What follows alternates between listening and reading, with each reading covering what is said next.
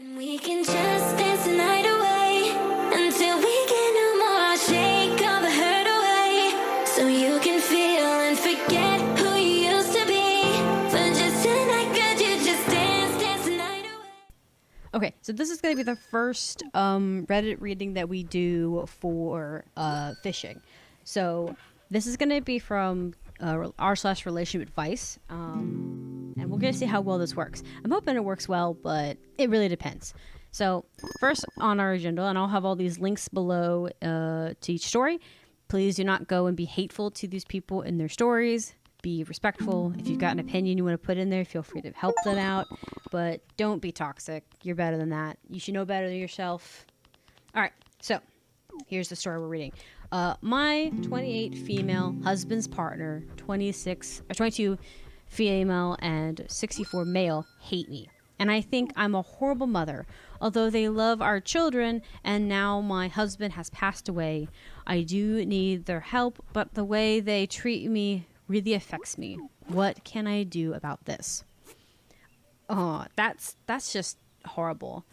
All right, so this is what the story is. I have 2 daughters. My eldest is 2 years old. Oh, they're young. And the youngest is 5 months old. My husband passed away when she was 1 month old. Oh, that sucks. He really was the love of my life. We had been married for 3 years, and he was not only a wonderful husband, but an amazing father, too. I can only be grateful he was able to be with our youngest daughter before he passed, even if she won't remember it. But it has been very difficult for me. While I had a relatively easy birth, she is very fussy, and already having an elder child, that makes it so much more difficult. I keep getting menstrues, and the girl is getting so fussy about feeding, which is making it worse. She'll refuse and then cry because she's hungry, and then makes me want to cry too. Oh, sweet pea. She's still waking up in the night and crying. She cries when I'm not holding her. She cries because she won't sleep and becomes tired, and she started teething, which has been made it much worse. All it is all day is crying and crying and crying. And I still have to be looking after my eldest daughter as well. But it feels like I don't get to do anything with her because of the baby. I hate it. It's overwhelming. Before my husband passed, he was the one who usually took the children to see his parents. Although they don't like me, they love them a lot. They have never liked me. I knew that, especially when we became married. They thought I had forced him into it because we were quite young for the standards of their country and what is normal. And what I'm from and where I'm from, it was normal. However, we both decided because we knew we were to get married at some point, and we may as well have done it when we felt it was right, instead of waiting for the sake of it. They always thought that I was a manipulator, that I had all this control over him, and he was making him do whatever I want. For example, our children had my family's name as middle names, and they felt that it was unfair, and I did not get that right to do that. I had overstepped when it came to that. Very stupid things like that, but I would avoid them, and it was mostly something that could be managed. His family is beyond toxic, and that's not cool. Now I do not know what to do. I know that it's important that our children are close to both sides of our families, and having the eldest daughter look after them by them. That really does help. I didn't need that before, but now they have offered to. I am grateful for that. I know they take good care of her, but it's the way they act towards me. If the baby is crying, they would say that never happened when my husband visited her. If my older girl is getting a tantrum because she's tired, it's that my husband knew how to get her to bed over time, that and that never happened when he was looking after her. Every time it's always about what I'm doing wrong, and I'm a terrible mother, and I'm a useless without him. I'm doing everything I can. I'm not a good mother. I know that, but I don't need to be told that. And if I could choose, I would not see them at all. But I both need their help, and I know it would be wrong to separate them from their grandparents when they are already have lost their father. But even being around them for a few minutes, makes me feel so much worse. It's like they know everything I'm upset about and point it out on purpose. I don't really know what to do. Okay, here's the thing. For one, if I was in the situation, I would not rely upon these grandparents as watching your kids, and do not let them watch your daughter more often than not. Because depending on your country and depending on the laws there, they may try to use grandparent rights to try and get your kid. And honestly, the bad mouthing needs to stop. I don't care if it really needed to stop before he passed, to be truthfully. It doesn't matter, right? And also, I find it really disrespectful that they're like, oh, you're a bad mother because you can't stop a baby crying. I'm sorry. Well, here's the thing. Some babies are more fussier than others. Some are easier than others. That's just life. Also, on top of that, you are doing everything by yourself. Human children are designed to be raised by two people, right? They need the support of both sets of parents, not just one, not just others. There's a reason for that, right?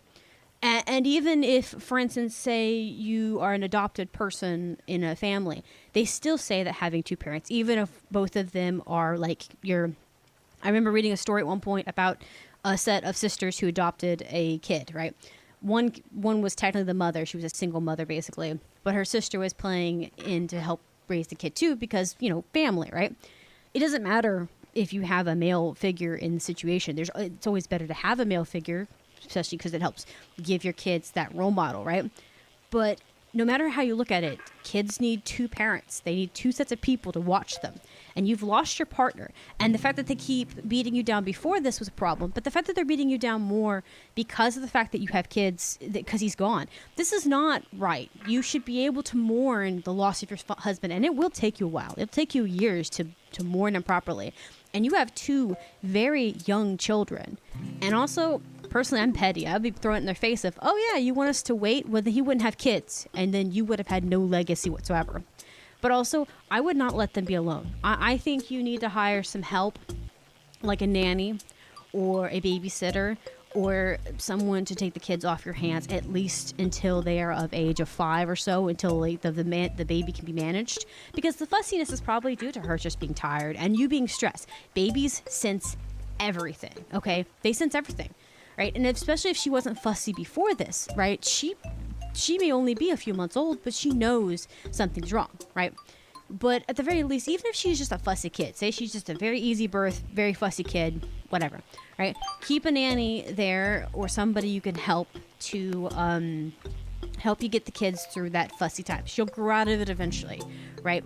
Because right now you need to sleep. The sleeping is not helping. It will make you have those gloomy thoughts. Those gloomy thoughts will consume you, and that does not help anything. Do not let the grandparents have your grandkids more than normal, right? If your husband went and saw them once a week, twice a week, keep to that, right? And go with the nanny, right? Bring somebody. You need a family. You need a friend. You need somebody else in this situation, right?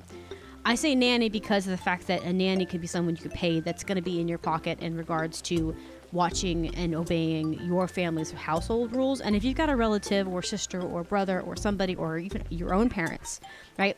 Get somebody in your corner. Do not go over there. And you need somebody who's going to not side with them, right? You don't need a nanny who's going to badmouth you. A nanny's not going to say anything. If they're professional enough, they'll keep to themselves and they'll do nothing about it, right? But if you have a sister or a friend, bring them over, right? Do not let these grandparents be alone with them. I don't care if these grandparents love those kids. That's a problem, though. Those grandkids love those kids. Your husband's dead, and they don't like you. This gives them a perfect leverage to say, oh, well, she's an unfit mother. See, and especially when they're beating you down, they're going to make you believe that, right? Do not let them get in here. The fact that they are not letting up tells me that they might very well be that way. And also on top of that, even if they don't do that, even if they don't feel that way, blah, blah, blah, it's the fact of the matter is your kids are going to be growing up in that environment. They're going to be growing up around hearing grandpa and mom talking bad about you. And even if they never hear it, kids pick up on this stuff, right? I was a kid, and some of my aunts and uncles would have beef with each other throughout the years for whatever reason. I didn't even have to hear them say anything. They would keep respectful at family gatherings, but I could tell who was mad at who based on who was talking with who and who wasn't hanging out with who, right? Or who's not joking with so-and-so, right? Kids are very good at picking this stuff up, and if you let these parents, grandparents talk bad about you, your kids are going to start rebelling and making bad jokes about it. And also, it's just that, right? It's just a matter of if they're going to disrespect you and you let them disrespect you, that's a problem, right? Now, if you've got somebody who's babysitting them or someone to watch them that isn't relatives or to give you a break, this does give you a chance to do that. On top of it, it looks better on paper because then if they do try to go for custody, it'd be like, hey, I've got a nanny. I pay a nanny to help us take care of the kids because I don't have the extra arms anymore, but it's my responsibility to take care of my kids. And having a nanny gives my kids a place that they can play with and they can vent their feelings without it being me. And also it gives me a chance to sleep because I need my rest. And I need to take care of myself, but my kids also need to be changed, cared for, play with, that kind of thing. And it just looks better on paper. But I also, like I said, letting your grandparents see the kids to a reasonable extent also shows the courts and other people, well, I'm not cutting them out. I don't like them, but they're still staying with family. No one can complain then. But I don't like this. This gives me bad vibes, and I get very worried. But we're going to read some comments real quick, but honestly, I'm worried for you, and you're not a bad mom. If you're not, okay, here's the thing. My rule is this, right? You're not a bad mom if you're trying. If you are trying and you haven't neglected your kids in regards to their health, their well-being, and giving them socialization, if you're not abusing them and you're trying to do what's best for them, then that matters, right? The fact that you question whether you're a good mother and the fact that you are admitting that you're having your hands full right now tells me I don't believe for a minute that you're a bad mom. You're a mom that's self-aware of your faults, but you want to do better. You're trying to ask for advice here on what to do better, on how to deal with it. Are they right? The grandparents are not right. But I have a feeling that you are a good person, or at the very least you're trying, right? And that matters, right? There's no trauma, there's no abuse theoretically here, and we're taking, a Redditor's word for their, at face value, right? But we're going to read some comments real quick and see what everyone else thinks.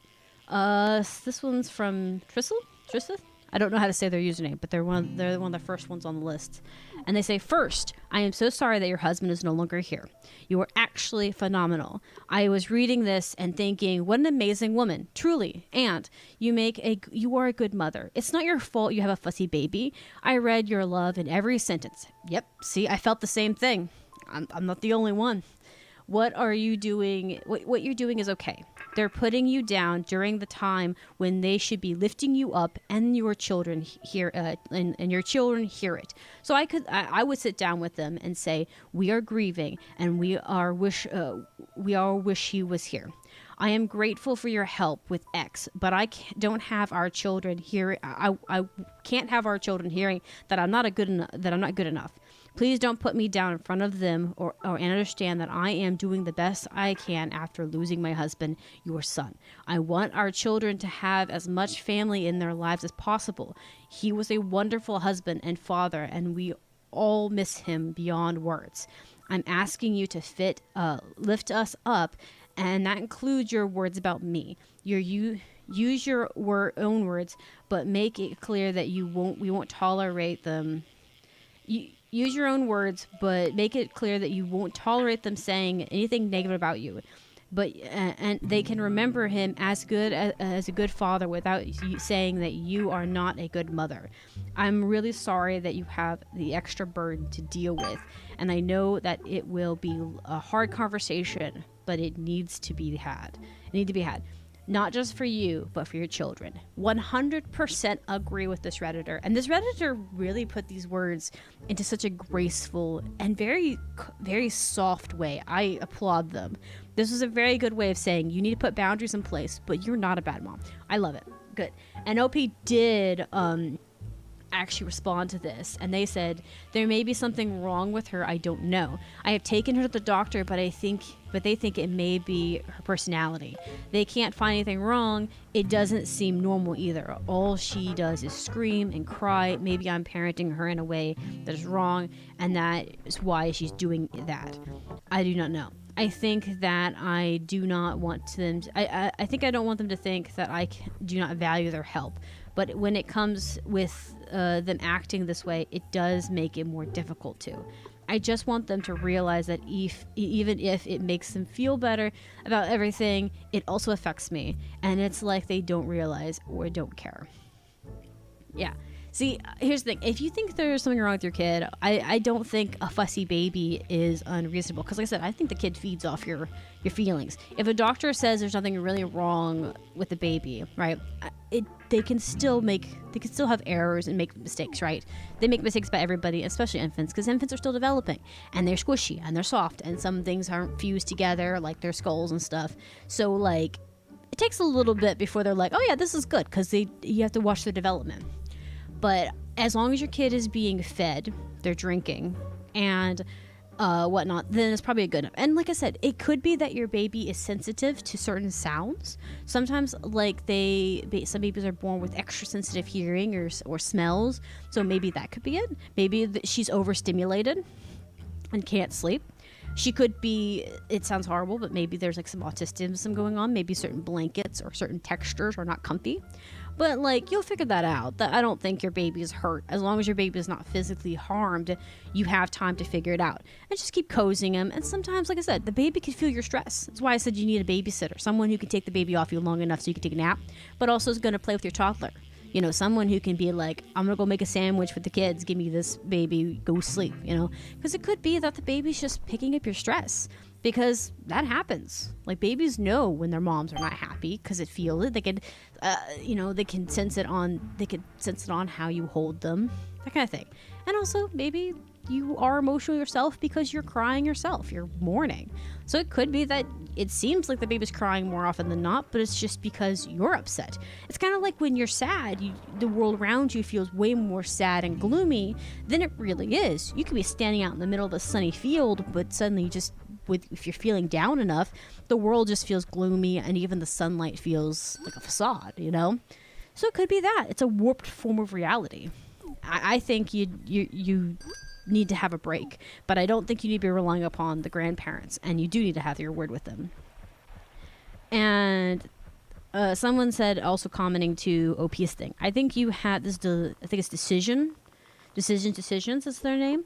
I think you have to let go of the worrying what they think, of worrying with what they think. They seem pretty set in their opinions, and that's unlikely to change.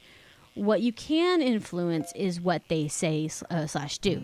You can express that you are grateful for their support, but you won't tolerate them speaking negatively about you, especially in front of your children. That is a disservice to you, but also to their son. Ooh, flip it. Yeah, insult them by saying, yeah, that's another thing too. My dad always says, and I've said this before multiple times, and I'll say it again. My dad always said, if you disrespect his wife, you disrespect him. And he won't tolerate that, because if you say something to him, he may turn his other cheek on it. But insult his wife is a second level of insult. He says it's worse than if you said something to him, because not only is she someone who values him, she is his other half, but he loves her. So you are attacking somebody he loves along with somebody who is his life partner. So my dad always said that attacking someone's partner was more underhanded and insulting, because that's your person. And I would also say that too in that argument. That's a good point. Decisions made a really good argument about that, about how you're insulting your son's memory, because you were insulting the mother of his children and his kids. Because of that, you were insulting the very family unit he chose to create. And honestly, their attitude insults the very nature of his choices too, because he chose to be with you. He chose to have kids with you, right? And I'm going to finish this comment, which is, OP, I'm so sorry for your loss. You sound like a great mom who loves her children and is doing the best she can, but needs help. Yeah, like I said, Heck, there are people who still have both partners, like they're both the dad and the mom in the picture, and they still need help. Babies are a lot. They require a lot. Human babies are a very sophisticated creature in comparison to a lot of animals, and they take more maintenance and more care to actually take care of. So yeah, I'm going to link these comments, these linked before. We're going to look at another one. And this one is, I think my wife, 33 female of 7 years, is cheating on me, 36 female. What would you do? All right, so this is my wife started a new job about a year ago and started hanging out with her new coworker. She usually does this, and I love it.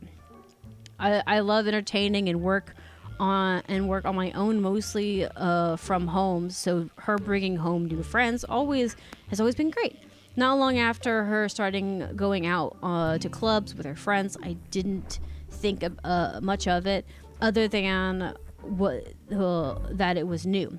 Then she started dressing differently and doing her hair differently, getting super fancy for work. Then she was out with them one night, and I put the kids to bed. And then at about 2 a.m., I was going to fall asleep and hadn't heard from her, so I went to check her location, and it was turned off. Ooh, that's not good. I thought it was weird and mentioned it to her, and she said she had no idea it was turned off. About a week later, I went to sit next to her on the couch, and she was on her phone. She immediately sat up and seemingly hit her phone. I thought it was strange, so I casually sat up and positioned myself to see her phone. The second I did that, she screamed, threw her phone, and grabbed it, and then ran to the other side of the room and continued whatever she was doing on her phone. I called her on it, and she said she was just joking with me, and then showed me the text that she claimed was the conversation I would have seen, but it looked nothing like that when I saw what I saw. Oh, I thought it was weird, but I shrugged it off. A few weeks later, she goes out with her friends again. I think nothing of it. Then the next day, she hands me her phone in the car to show me some pictures of our kids, and I started scrolling through them. I noticed that she seemed anxious about me looking through her pictures, which is so weird, so I kept scrolling. The end of the kids' photos was a screenshot of a text from a guy that met her at the club the night before, asking if she was the girl that was dancing last night. I questioned her on it, and she says that one of her friends must have given her phone number, and she screenshotted it so that she could ask them who gave it out. I was feeling upset about it, so I asked if I could see the conversation where she asked who gave her the number out, just to set my mind at ease. She refused and then decided to show me, but she showed me where she sent the screenshot, but all she said was, haha, weren't we all dancing? I was upset and asked her to see their response. She refused to show me. I dropped it, but was upset. The next day, she tells me that I'm sorry she didn't show me, but she didn't want me to see that her friend had been cheating on her boyfriend and got pregnant and was getting an abortion. I did not know what to think about that.